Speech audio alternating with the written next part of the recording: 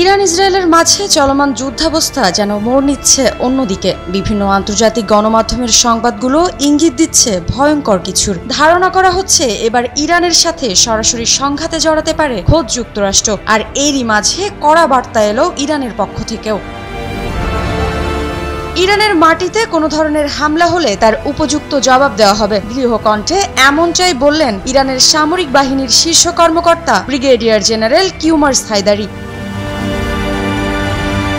৪ জানুয়ারি ইরানের পশ্চিম সীমান্তে দেশটির ৩৫ ব্রিগেড এর বিশেষ ইউনিট পরিদর্শনে গিয়ে একথা বলেন হায়দারি। শত্রুপক্ষের যে কোনো আক্রমণ প্রতিহত করতে তার বাহিনী প্রস্তুত কিনা মূলত তা দেখতে সীমান্তের এই সফর করেন এই ইরানি কমান্ডার। ইরানি ভিত্তিক বার্তা সংস্থা মেহের নিউজ তাদের প্রকাশিত এক প্রতিবেদনে এই তথ্য জানিয়েছে।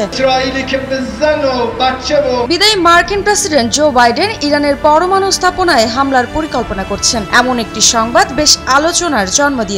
ধারণা করা হচ্ছে মূলত এই ঘটনার প্রেক্ষিতেই এমন বক্তব্য এলো ইরানের এই শীর্ষ সামরিক কর্মকর্তার মুখ থেকে।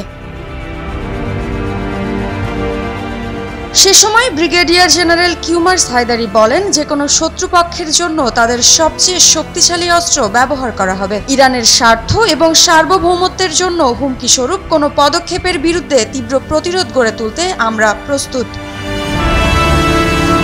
কিউমার্স হায়দারি দেশটির সীমান্তরক্ষী বাহিনীকে সর্বোচ্চ সতর্ক থাকারও আহ্বান জানিয়েছেন। একই সাথে যে কোনো ধরনের হুমকি মোকাবিলায় সজাগ দৃষ্টি রেখে দায়িত্ব পালনেরও আহ্বান জানান তিনি। মৃত্তিকা বিশ্বাস, নিউজ 24।